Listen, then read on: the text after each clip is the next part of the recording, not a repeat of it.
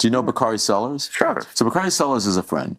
And on Inauguration Night 2017, Bakari says, let's go to the Trump Hotel. And I said, are you kidding me? No way I'm not going there. And he said, why? They're not going to, I'll protect you. I'm like, no, not against, like, I'm not afraid of anyone beating me up because I'll kick their ass. There's so much rage inside of this body, I'll kick their ass.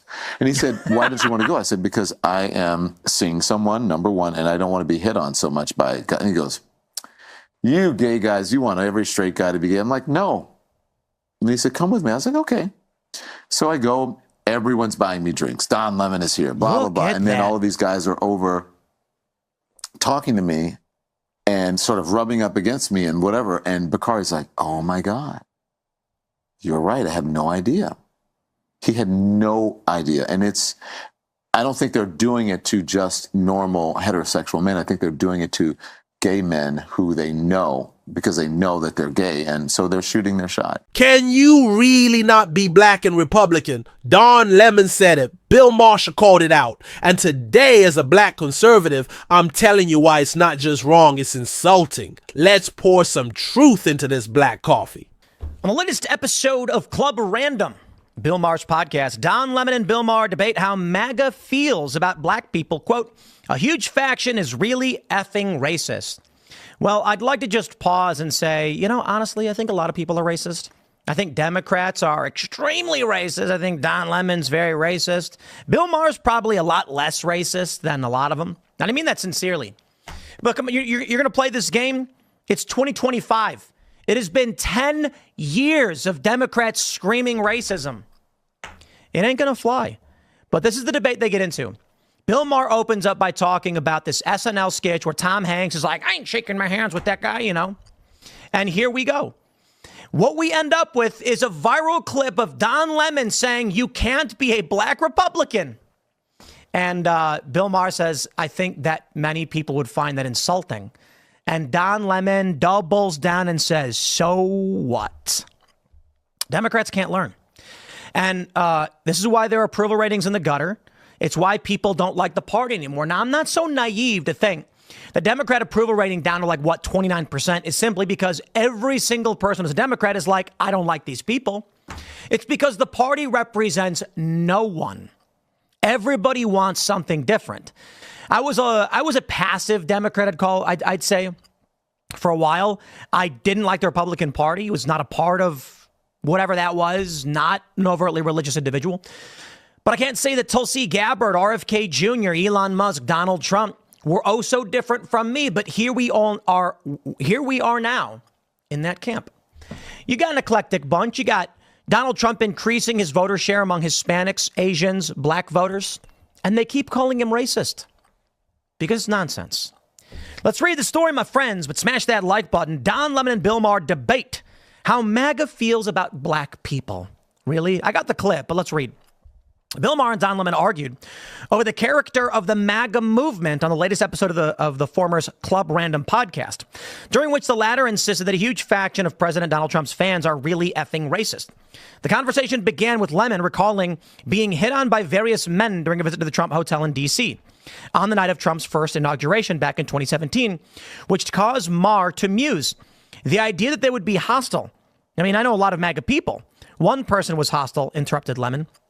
I'm going to tell you, I fully expect that if Don Lemon goes to any kind of Trump event, people will be hostile to him.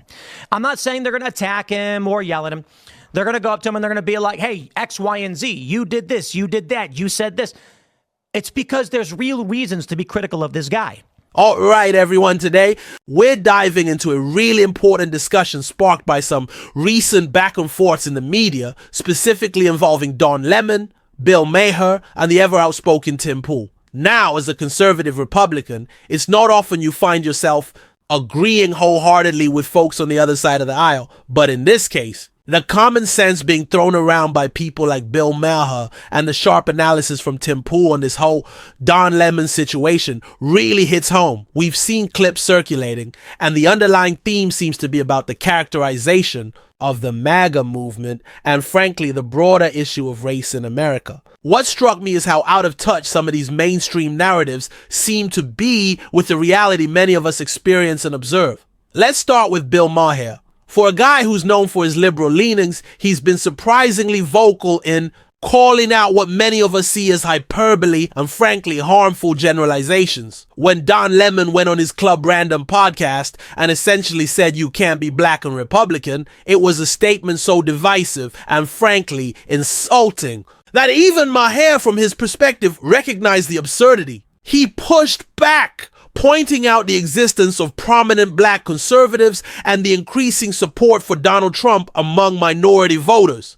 This isn't just anecdotal. The numbers are showing shifts. And to simply dismiss these individuals as an authentically black or somehow misguided is intellectually lazy and deeply disrespectful. What Maher highlighted and what resonates strongly with me is this condescending attitude that some on the left have towards minority groups, essentially dictating who they should vote for and what they should believe. It's as if they can't fathom that someone from a minority background could genuinely hold conservative values or see the Republican Party as a better vehicle for their aspirations. This kind of thinking is precisely what pushes people away from the Democratic Party. It's not about everyone suddenly becoming a staunch Republican overnight, but it's about people feeling alienated by these narrow and often prejudiced viewpoints. Description here, and I do have some clips.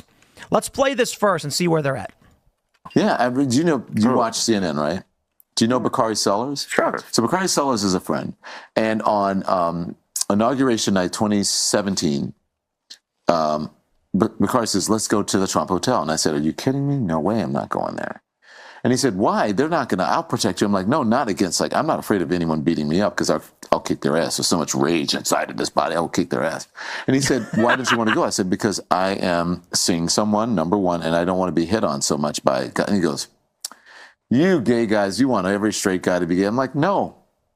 And he said, come with me. I was like, okay. So I go, everyone's buying me drinks. Don Lemon is here, blah, blah, blah. And then all of these guys are over talking to me and sort of rubbing up against me and whatever. And Bakari's like, oh my God, you're right. I had no idea. He had no idea. And I don't think they're doing it to just normal heterosexual men. I think they're doing it to gay men who they know because they know that they're gay. And so they're shooting their shot. Yeah. I hate to say that, but it's a truth. Well, let's just pause real quick. Then you have Tim Pool and his reaction to Don Lemon's statements, particularly regarding his experience at the Trump Hotel on Inauguration Night, was spot on. Lemon recounted being hit on by men and somehow extrapolated that to mean that the MAGA crowd is inherently racist or behaves in a particularly predatory way towards gay men they perceive as such. Pool's incredulity, and mine as well, stems from the sheer leap in logic and the apparent victim complex on display.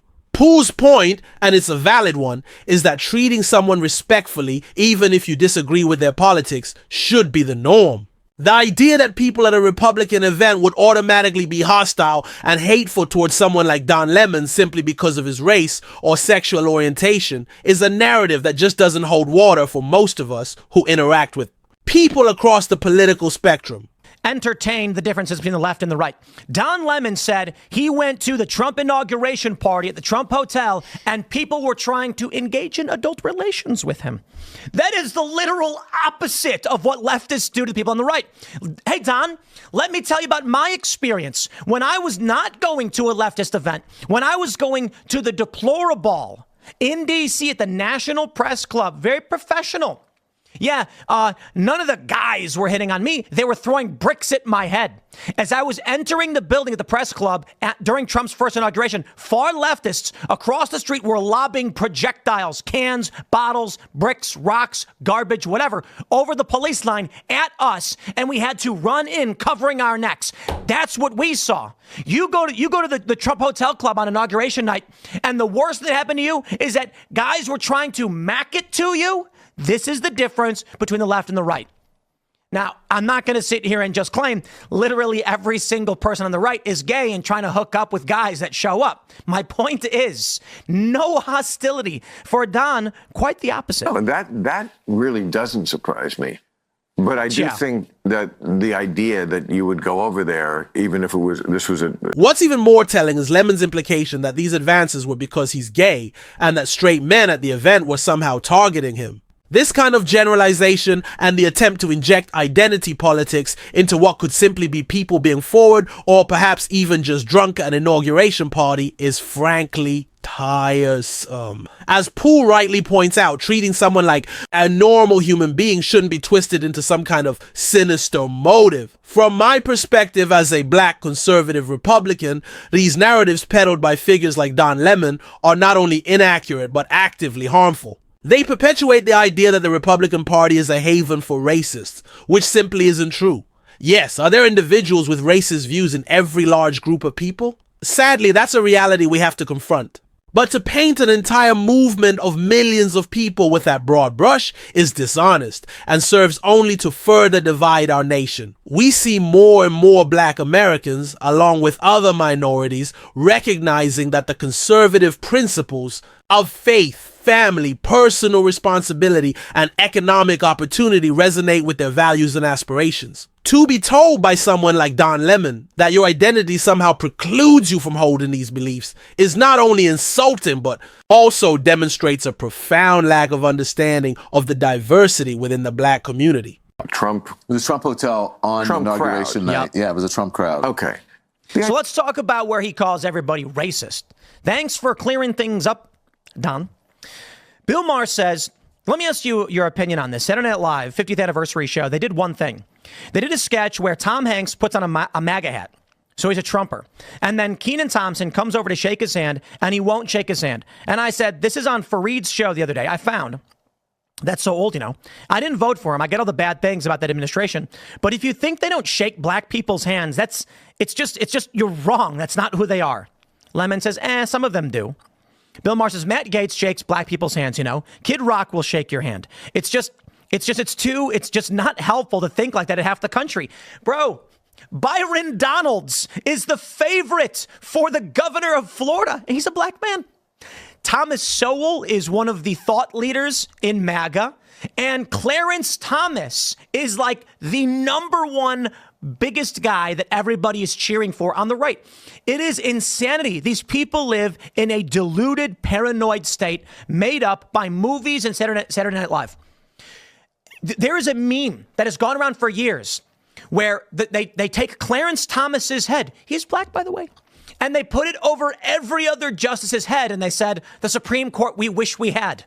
Moreover, this constant drumbeat of everyone is racist and the exaggeration of racial animosity, as Tim Poole touched upon, does a disservice to the genuine instances of racism that do exist. By crying wolf at every turn, it dilutes the impact of real prejudice and makes it harder to have honest conversations about the challenges that still need to be addressed. What I appreciate about the perspectives of Maher and Poole in this context is their willingness to challenge these often uncritically accepted narratives. Maher, coming from a liberal background, lends credibility to the idea that common sense and fairness should transcend political affiliations.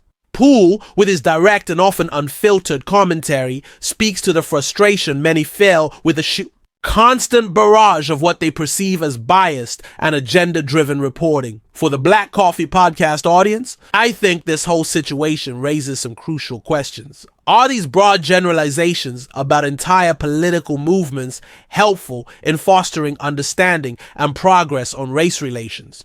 Do we, as black conservatives, feel accurately represented by the mainstream media narratives surrounding race and political affiliation? How can we engage in more honest and nuanced conversations about race and politics that move beyond these divisive labels and accusations? Ultimately, what we need is less rhetoric and more genuine dialogue. Dismissing entire groups of people based on their political affiliation or making sweeping accusations of racism does nothing to bridge the divides in our society. We need to recognize the diversity of thought and experience within all communities and engage with each other respectfully, even when we disagree. The fact that even Bill Maher, a figure not typically aligned with conservative viewpoints, is calling out the kind of statements made by Don Lemon should be a wake-up call. It suggests that there's a growing recognition that these hyper-partisan and often inflammatory narratives are not serving the cause of truth or unity. As Black conservatives, we have a unique perspective to offer in these discussions. We understand the importance of addressing racial inequality, but we also believe in the principles of individual liberty and limited government. We reject the notion that our identity dictates our political beliefs, and we are determined to make our voices heard in the conservative movement and in the broader American conversation. So let's continue this discussion in the comments below. What are your thoughts on this situation? Do you agree with the critiques of Don Lemon's statements? How can we foster more productive conversations about race and politics in our communities? Thank you for tuning in to the Black Coffee Podcast. Don't forget to like and subscribe for more perspectives on the issues that matter most to our community. We'll catch you in the next one.